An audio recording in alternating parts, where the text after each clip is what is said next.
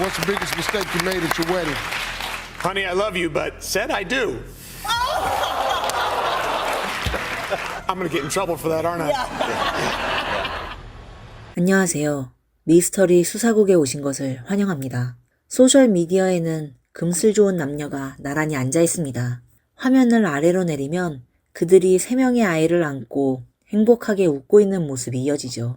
이 가족의 환하고 빛나는 웃음은 마치 치약 광고에서나 볼 수 있는 그런 반짝거리고 눈부신 모습이었습니다.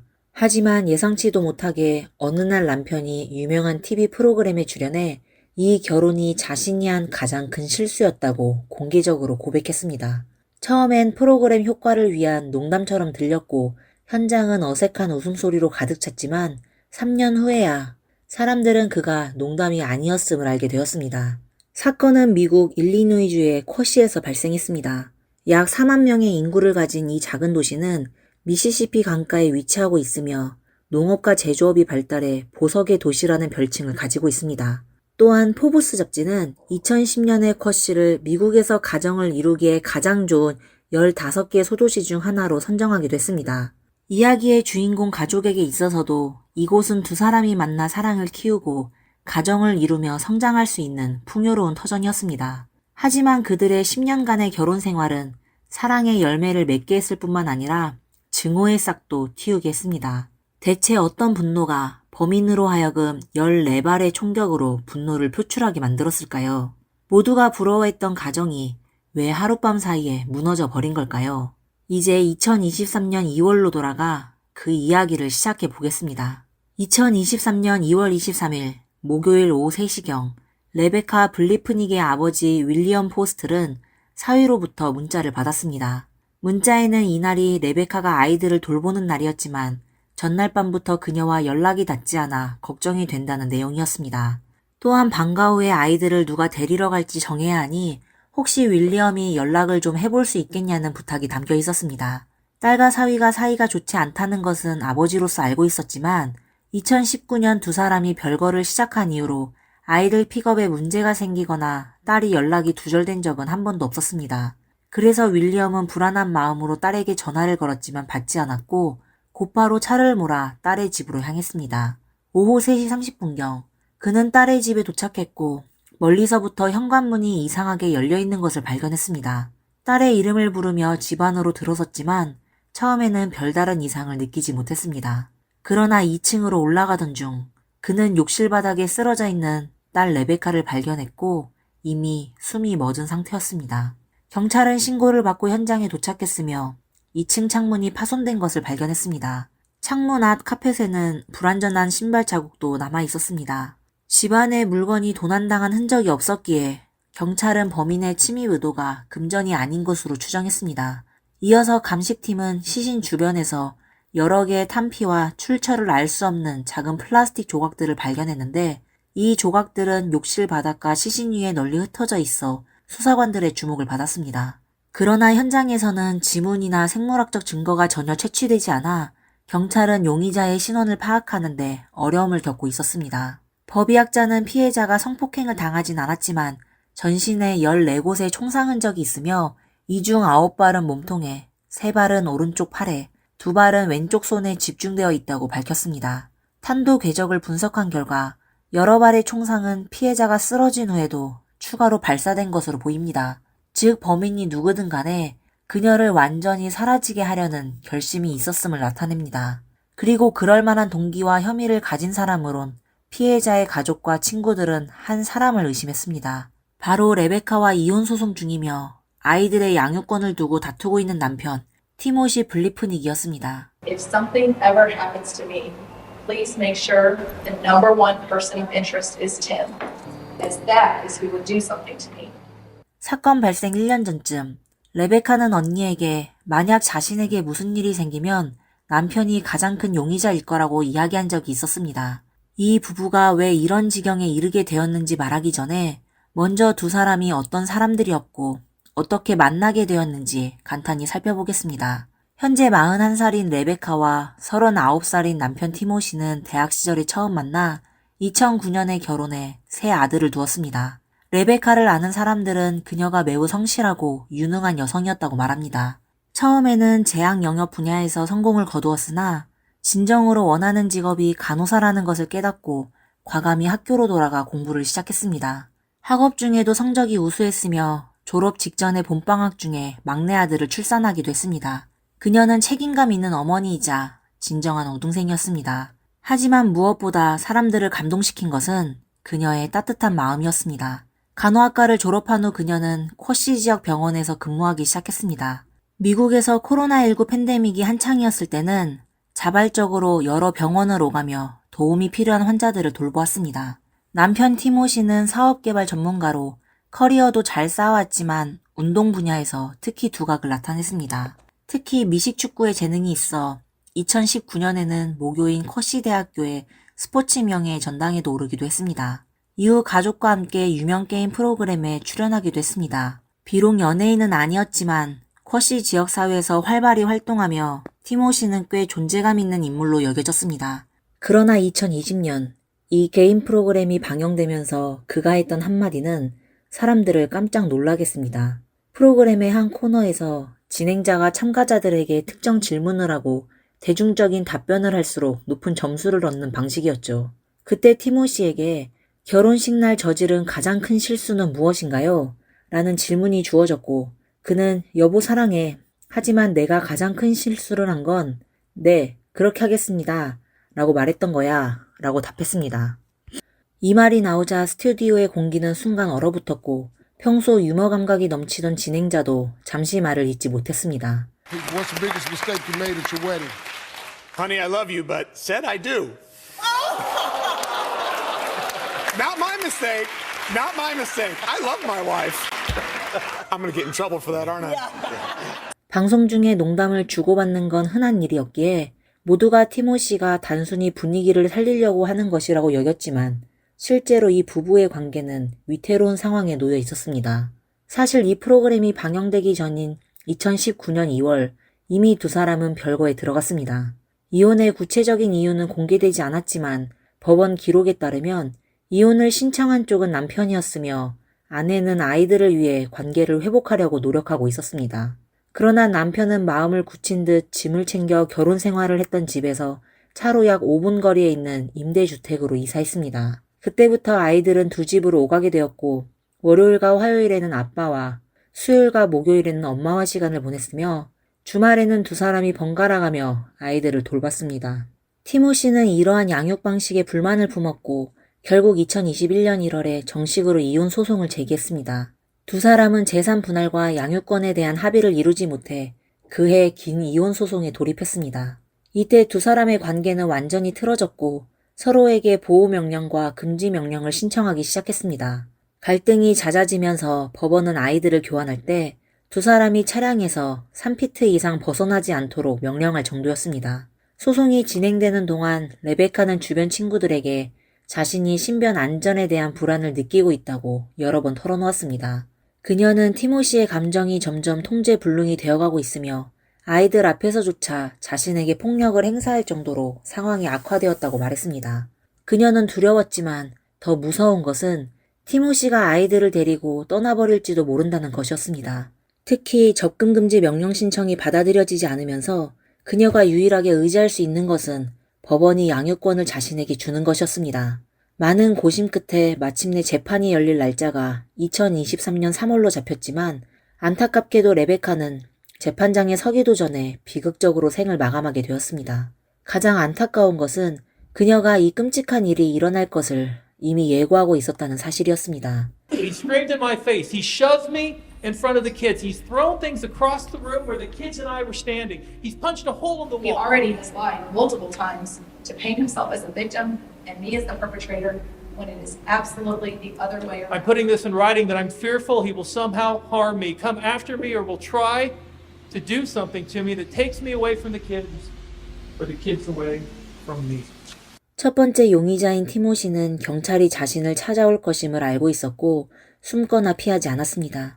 2023년 3월 1일 경찰이 티모시의 집을 방문했을 때 티모시는 놀랍게도 수사관들에게 집을 마음껏 조사하게 허락했고 차고와 모든 전자기기의 비밀번호까지 자진해서 제공했습니다. 그의 지나칠 정도로 자신감 있고 협조적인 태도는 그가 정말로 무죄일지도 모른다는 생각을 들게 했습니다. 하지만 티모시의 이런 태도는 채 2주도 가지 않았습니다. 2023년 3월 13일 경찰은 충분한 증거를 확보했다며 티모시를 체포하고 그를 1급 상해 및 주거침입 등의 3가지 혐의로 기소했습니다. 일리노이 주에서 시행되는 신속재판법에 따라 보석이 허용되지 않는 피고인은 180일 이내 재판을 요구할 수 있었습니다. 이로 인해 티모시의 재판은 빠르게 진행되었습니다. 사건 발생 한 달 후 티모시는 법정에서 무죄를 주장했으며 그의 재판은 2023년 5월에 정식으로 시작되었습니다. 변호인은 이혼 당시의 불화와 강한 갈등이 있었다는 사실이 범행 동기일 수는 있지만 그것만으로 티모시가 범인이라고 단정할 수 없다고 주장했습니다. 그녀는 검찰이 가진 증거가 모두 간접 증거일 뿐이며 사건 현장에서 지문이나 DNA 같은 결정적인 증거가 나오지 않았기 때문에 배심원들에게 티모시의 무죄를 판결해 줄 것을 요청했습니다. 검찰은 티모시가 사건 현장에 있었다는 직접적인 증거를 제시하지 못했지만 이 점은 크게 염려할 필요가 없었습니다. 왜냐하면 티모시가 스스로에게 수많은 덫을 만들어 놓았기 때문입니다. 우선 그의 통신 기록과 디지털 흔적이 중요한 증거로 작용했습니다. 티모시는 운동을 매우 좋아해 24시간 피트니스 밴드를 착용하고 있었는데 이 기기는 스마트폰 앱과 연동되어 심박수, 수면, 스트레스 수준을 측정합니다. 그런데 2월의 특정한 며칠, 특히 레베카가 피해를 입은 날에는 이상하게도 그의 손목 밴드가 자정에서 새벽 2시 사이에 연결이 끊겨 있었습니다. 더욱이 그 시간대의 거리 감시 카메라에는 자전거를 탄 한 인물이 피해자의 집 근처에 나타난 장면이 포착되었는데 이는 우연이라고 보기에는 너무 절묘했습니다. 만약 검찰이 이 정도의 증거만 제시했다면 이 상황을 단순한 기묘한 우연으로 설명할 수 있었을지도 모릅니다. 그러나 티모시의 검색 기록과 날짜를 대조해보자 사건의 전체 윤곽이 보다 명확해졌습니다. 사건 발생 일주일 전인 2023년 2월 14일 자정 무렵 티모시의 피트니스 밴드가 연결이 끊어졌고 29분 후 거리 감시 카메라에는 자전거를 탄 인물이 레베카의 집 방향으로 갔다가 돌아가는 모습이 찍혔습니다. 이후 새벽 1시 10분에 티모시의 밴드는 다시 휴대폰과 연결되었고 그의 컴퓨터 검색 기록도 같은 시각에 첫 번째 자료를 남겼습니다. 그 다음 40분 동안 그는 특정 차량의 번호판과 차대 번호를 조회하고 심지어 한밤중에 국세청에 전화를 걸어 그 차량 소유자의 정보를 문의했습니다. 여기서 문제는 티모시가 이렇게 집착하고 흥미를 보인 그 차량의 주인이 과연 누구였냐는 점입니다. 알고 보니 그 차량의 주인은 레베카의 병원 동료이자 그녀와 연인 관계로 발전하고 있던 테드 존슨이라는 인물이었습니다. 2월 13일 저녁, 그는 레베카의 집에서 밤을 보냈고 그의 차는 집 뒤쪽 차도에 주차되어 있었습니다. 검찰은 티모시가 2월 14일 새벽에 레베카의 집을 방문했기에 그 차량의 번호판과 차대 번호를 확인했을 가능성이 높다고 주장했습니다. 게다가 일주일 후인 2월 21일과 20일 새벽에도 티모시의 피트니스 밴드가 다시 끊겨졌으며 같은 시간에 그 자전거를 탄 인물이 감시 카메라에 다시 포착되었고 동일한 경로를 따라 이동했습니다. 검찰은 이것이 단순한 우연이 아니라 티모시가 지속적으로 레베카를 감시하고 범행을 계획하고 있었음을 보여주는 증거라고 판단했습니다.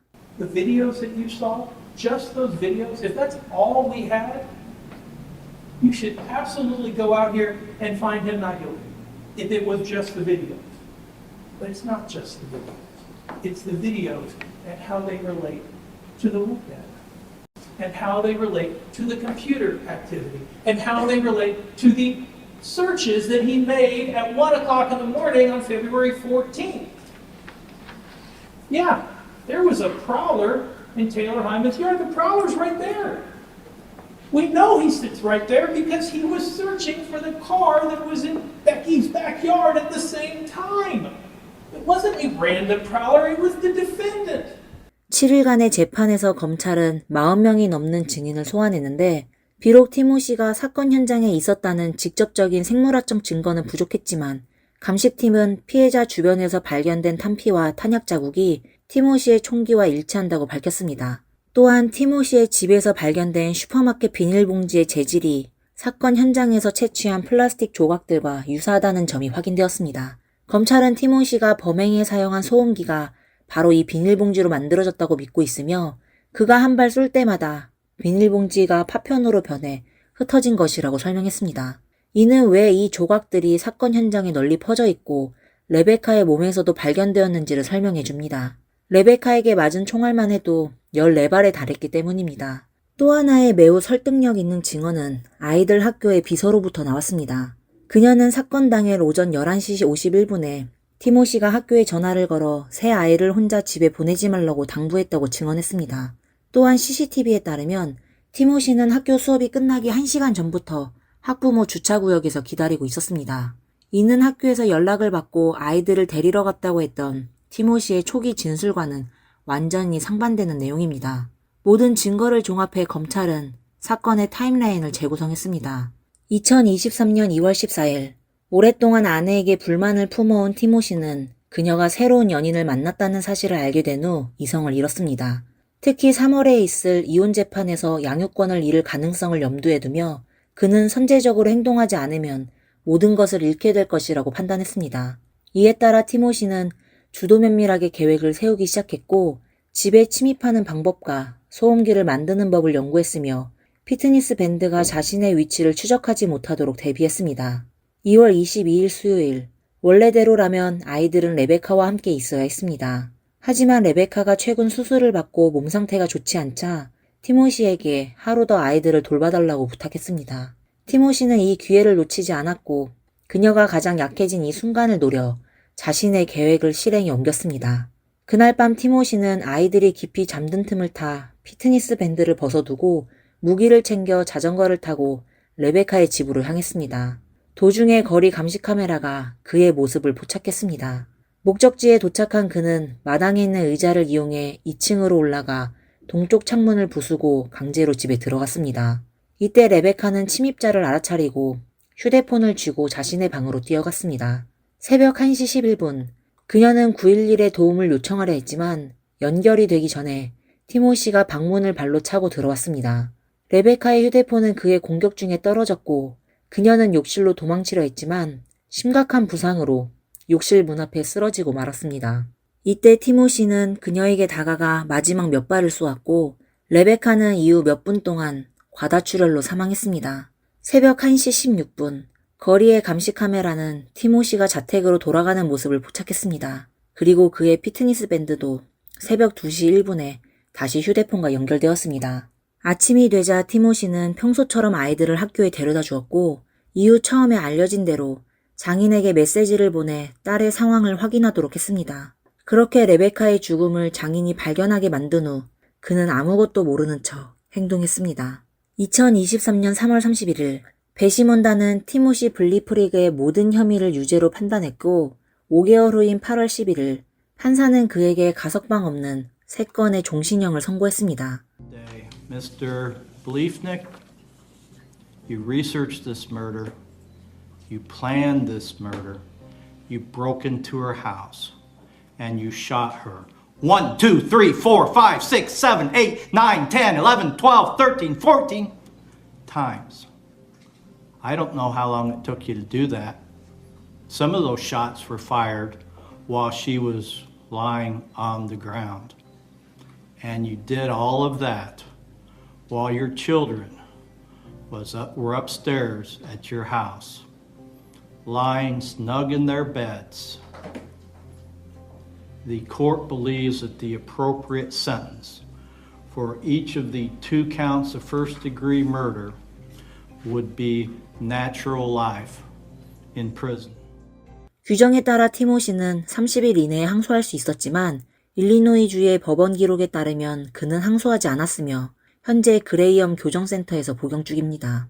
레베카의 세 아들은 현재 큰 아이가 13살, 막내가 올해 7살이 되었으며 사건 이후 외 조부모가 이들을 돌보고 있습니다. 하지만 어린 마음에 부모를 한순간에 잃는 고통을 어떻게 받아들일 수 있을지 가늠하기 어렵습니다. 이 사건이 특히 안타까운 이유는 레베카가 자신의 생명에 위협을 느껴 일찍부터 법적 도움을 요청하며 자신을 보호하려 애썼다는 점입니다. 하지만 끝내 비극은 맞지 못했습니다. 많은 사람들은 레베카가 새로운 남자친구를 만난 것이 티모시를 자극한 주요 원인 중 하나라고 말하지만 사실 티모시 자신은 집을 나간 후 이웃과 관계를 맺었고 그 시기는 레베카보다도 더 빨랐습니다. 그가 새로운 행복을 추구할 수 있다면 왜 상대방의 새로운 시작은 받아들이지 못했을까요? 이 사건은 또 하나의 가정폭력 사례로 가해자가 종종 사용하는 다르보 전략을 보여줍니다. 다르보는 심리학 박사 제니퍼 프레이드가 제안한 용어로 가해자가 부정, 공격, 피해자와 가해자의 위치 전환 전략을 사용한다는 의미입니다. 즉 가해자는 자신의 범행을 부정하고 피해자의 인격을 공격하거나 비난하며 피해자와 가해자의 역할을 뒤바꾸려고 합니다. 이 때문에 가정폭력 사례에서 많은 피해자들이 도움을 요청하기를 두려워하며 심지어 자신이 정말 잘못한 것일지도 모른다고 느끼게 되는 경우가 많습니다. 이러한 정신적 조작은 매우 흔하지만 즉각적으로 알아차리기 어렵습니다. 만약 여러분이 이런 상황을 겪고 있거나 주변에서 비슷한 상황에 처한 친구가 있다면 반드시 외부에 도움을 요청하거나 그들이 도움을 받을 수 있도록 지지해 주시길 바랍니다. 모두가 평안하고 건강하기를 바랍니다. 오늘의 내용은 여기까지입니다. 여러분들은 이 사건에 대해 어떻게 생각하시나요? 여러분들의 의견을 댓글로 남겨 함께 이야기를 나누어 주세요. 다음에 다시 뵙겠습니다. 감사합니다.